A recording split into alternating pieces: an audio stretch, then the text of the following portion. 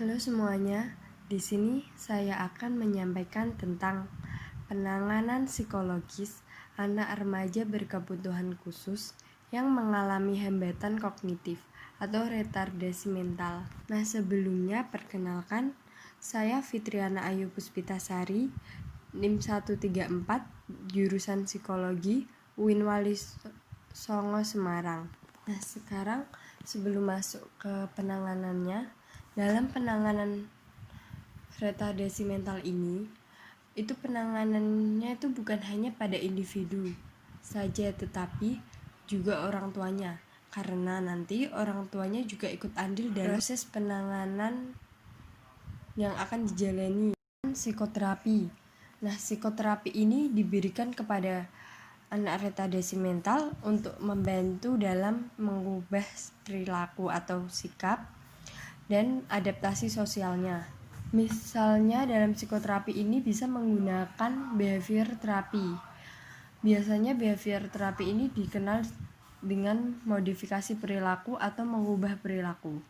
Nah, dalam terapi ini kita mengubah perilaku maladaptif menjadi perilaku adaptif atau melemahkan perilaku maladaptif dan menguatkan perilaku adaptif. Dalam sesi konseling ini bukan hanya individu yang terdampak yang ikut andil, tetapi orang tuanya juga ikut andil dalam konseling ini. Nah, dalam konseling bidang retardasi mental ini bertujuan untuk menentukan ada atau tidaknya retardasi mental pada anak dan tingkat retardasi mentalnya.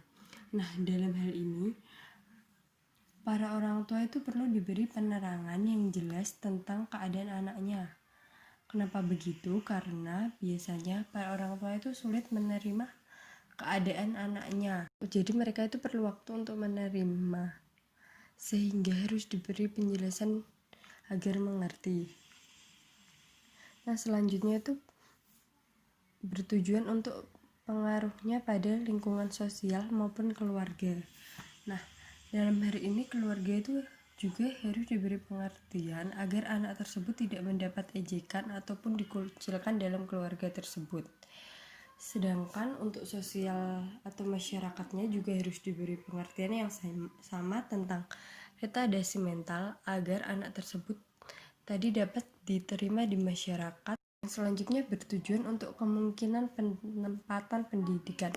Jadi dengan adanya konseling ini tuh bisa menentukan anak, kan tadi udah ditentukan kalau anak ini tuh terkena retardasi mental dan tingkatnya di tingkat yang ringan, sedang, berat, atau sangat berat. Nah, dengan tingkatan tersebut baru bisa ditempatkan pendidikannya, ditempatkan di sekolah atau panti. Selanjutnya yaitu pendidikan dan latihan. Nah, anak dengan retardasi mental memerlukan pendidikan khusus yang sesuai dengan taraf IQ mereka. Mereka biasanya digolongkan dari yang mampu dididik dan mampu dilatih. Nah, biasanya mampu dididik itu untuk golongan retardasi mental ringan dan mampu dilatih itu untuk golongan retardasi mental sedang. Ada 3 poin penting tentang pendidikan dan latihan untuk penderita retardasi mental. Yang pertama yaitu pendidikan dan latihan digunakan untuk memperbaiki sifat-sifat yang salah. Yang kedua, pendidikan dan latihan ini diharapkan untuk menjadikan mereka lebih mandiri. Di sini maksudnya dengan adanya pendidikan dan latihan itu diharapkan membuat keterampilan mereka itu berkembang sehingga mereka itu tidak tergantung dengan orang lain. Nah, yang terakhir yaitu pendidikan dan latihan itu untuk mengembangkan dan menggunakan kapasitas yang dimiliki mereka dengan sebaik mungkin, hingga kedepannya nanti mereka tidak tergantung dengan orang lain dan lebih mandiri. Selanjutnya di sini ada beberapa jenis latihan yang dapat diberikan kepada penderita retardasi mental. Yang pertama yaitu latihan di rumah. Latihan di rumah ini bisa berupa belajar makan sendiri, belajar membersihkan badan, belajar berpakaian sendiri, dan sebagainya. Yang kedua yaitu latihan di sekolah. Latihan di sekolah ini bisa berupa belajar keterampilan untuk sikap sosial, misalnya melatih emosi mereka, mengendalikan diri mereka. Selanjutnya, ada latihan teknis. Latihan teknis di sini itu berupa latihan yang diberikan sesuai dengan minat dan jenis kelamin mereka. Nah, di sini misalnya menggambar atau melukis. Jadi mereka ya ditekankan pada menggambar dan atau melukis tersebut. Nah, yang terakhir yaitu latihan moral. Latihan moral di sini berupa latihan pengenalan dan tindakan mengenai hal-hal yang baik dan buruk secara moral. Nah, selanjutnya di sini ada pendidikan. Pendidikan untuk anak remaja berkebutuhan khusus di sini ada 2 penempatan. Yang pertama yaitu bisa di sekolah luar biasa C ataupun di panti khusus. Nah, di SLBC atau sekolah luar biasa C ini tuh mereka diajarkan tentang keterampilan-keterampilan kehidupan sehari-hari atau minat mereka, sehingga mereka itu diharapkan bisa hidup mandiri di kemudian hari tanpa tergantung dengan orang lain.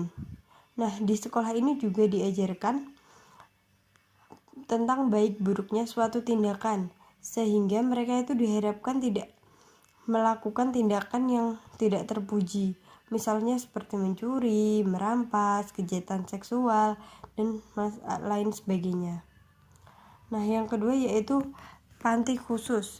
Nah, panti khusus ini tuh biasakan untuk panti khusus anak retardasi mental.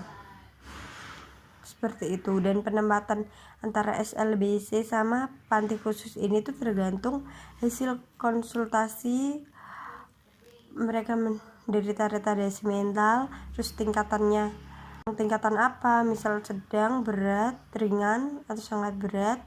Terus juga tergantung keputusan orang tua juga. Dan yang terakhir yaitu perawatan.